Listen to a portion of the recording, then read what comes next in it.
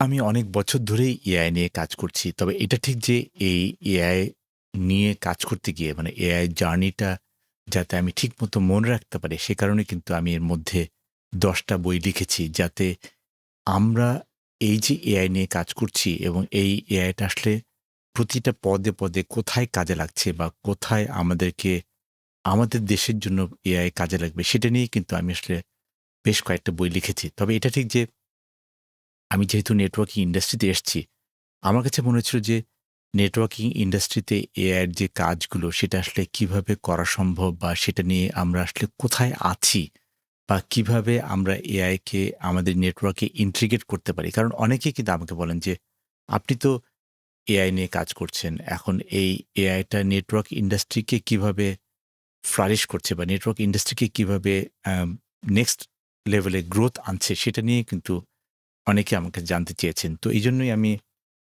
গত বছর মানে এটার যদিও আমি ২ বছর সময় নিয়েছি এই বইটা লেখার জন্য। ২ বছর সময় নিয়ে কিন্তু আমি আসলে এই বইটা লেখার চেষ্টা করেছি একটাই ধারণা থেকে যে আমরা নেটওয়ার্ক অটোমেশন করব। কারণ নেটওয়ার্কে এআই ব্যবহার করার জন্য ধরা যাক একটা নেটওয়ার্কে আমি এআই ব্যবহার করতে চাই। তো AI is a kind of like it's not something a magic wand যে আপনি ম্যাজিক ওয়ান্ড দিয়ে আসলে আপনি নেটওয়ার্কে ছুঁচ-মন্তর বললেন আর নেটওয়ার্কটা পুরোপুরি ঠিক হয়ে গেল।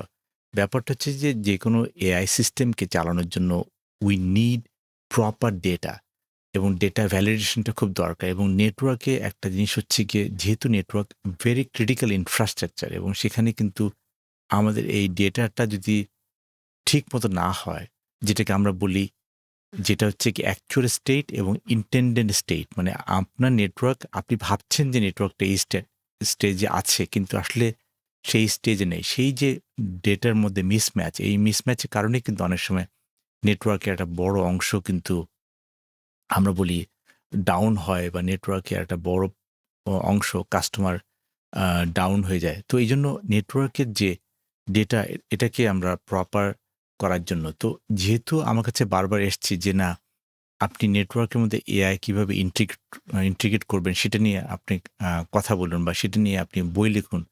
তো সেই পার্সপেক্টিভে আমার যে বইটা আমি অ্যা 2nd বইটা মানে ১ম বইটা তো আমি আপনাদেরকে দেখিয়েছি এবং ১ম বইটার কিন্তু কোথায়, কোথায় পাবেন? যেমন এই ১ম বইটার কিন্তু অনলাইনে ফুল ভার্সন আপনি পাচ্ছেন এখানে।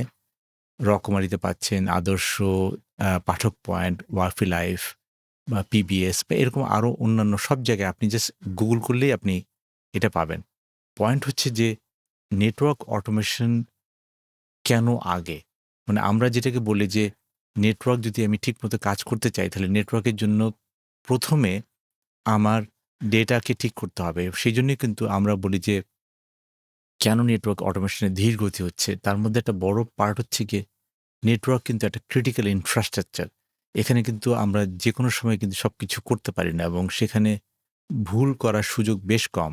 মানে আপনি একটা ভুল করলে মানে হচ্ছে গিয়ে আপনার হাজার, হাজার কাস্টমার কিন্তু অফলাইনে চলে যেতে পারে।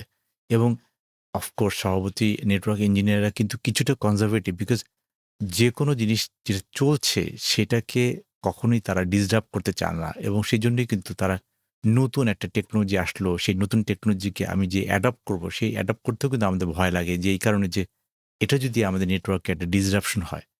2nd কারণ হচ্ছে গিয়ে নেটওয়ার্ক অটোমেশন এর জন্য যে ফাউন্ডেশনটা দরকার, যেটা আসলে আমাদের অনেক জায়গায় নেই এবং সেটা যদি আমরা মনে করি যে আমরা নেটওয়ার্কে এআই ব্যবহার করতে চাই, তাহলে কিন্তু আমাদের যে ডেটাটা লাগবে, সেই ডেটাটা হচ্ছে গিয়ে ক্লিন ডেটা, স্ট্রাকচারড ডেটা এবং রিলায়েবল ডেটা এবং সেই ডেটা পাওয়ার জন্য কিন্তু আমাদের নেটওয়ার্কটাকে স্ট্রাকচার হতে হবে।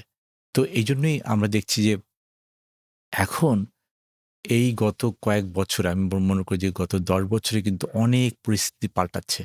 Google, Facebook, Netflix এবং Amazon তারা এখন kind of like a cloud company এবং ক্লাউড কোম্পানির পাশাপাশি they have become network company. তারা কিন্তু they have turned into a network company এবং নেটওয়ার্কে তারা প্রচুর ইনভেস্ট করছে এবং ইনভেস্ট করার ফলে কিন্তু প্রচুর কমিউনিটিতে আসলে কমিউনিটিতে কিন্তু তারা আ এসেছে। ওপেন সোর্স অনেক কমিউনিটি এডিশন আসছে এবং সেখানে কিন্তু অনেক অটোমেশন টুল এসছে। সেখানে আমি নিজেই Ansible ব্যবহার করি। নেটকনফ ব্যবহার করি, রেস্টকনফ, জিআরপিসি কিন্তু এগুলো কিন্তু অনেক দিন ধরে কিন্তু চলছে। তো আমি মনে করি যে প্রথম লেয়ার নেটওয়ার্কের জন্য প্রথম লেয়ারটা হচ্ছে গিয়ে আপনার নেটওয়ার্কে অটোমেশন জন্য হচ্ছে গিয়ে কৃত্রিম বুদ্ধিমত্তা হচ্ছে সবচেয়ে উপরের লেয়ার। কিন্তু এটার চালানোর জন্য কিন্তু নিচের লেয়ারগুলোকে কিন্তু শক্ত করতে হবে। প্রথম লেয়ার হচ্ছে গিয়ে বেসিক অটোমেশন, এবং বেসিক অটোমেশন যদি না থাকে তাহলে কিন্তু আপনি নেক্সট লেভেলে কিন্তু যেতে পারবেন না। এবং সেকেন্ড লেয়ার হচ্ছে গিয়ে নেটওয়ার্ক সোর্স অফ ট্রুথ, যেটা হচ্ছে গিয়ে এই বইটার একটা বড় পার্সপেক্টিভ, যে নেটওয়ার্ক সোর্স অফ ট্রুথ, যে এটা হচ্ছে নেটওয়ার্কের বেস লাইন, যে আপনার নেটওয়ার্কের সিঙ্গেল অথরিটেটিভ রেকর্ড, এখানে সব ডেটা স্ট্রাকচার ক্লিন এবং আপ টু ডেট। বিকজ এইটা যদি না হয় তাহলে কিন্তু আপনি নেটওয়ার্কে কিন্তু আপনি পরবর্তী কাজগুলো করতে পারবেন না। বিকজ থার্ড লেয়ার হচ্ছে গিয়ে এআই বা কৃত্রিম বুদ্ধিমত্তা, এটা তখনই আসবে যখন প্রথম দুটো লেয়ার শক্ত হবে। তার মানে বেসিক অটোমেশনটা ঠিক মতো হতে হবে, এবং তার পাশাপাশি নেটওয়ার্ক সোর্স অফ ট্রুথ এটাকেও কিন্তু শক্ত হতে হবে।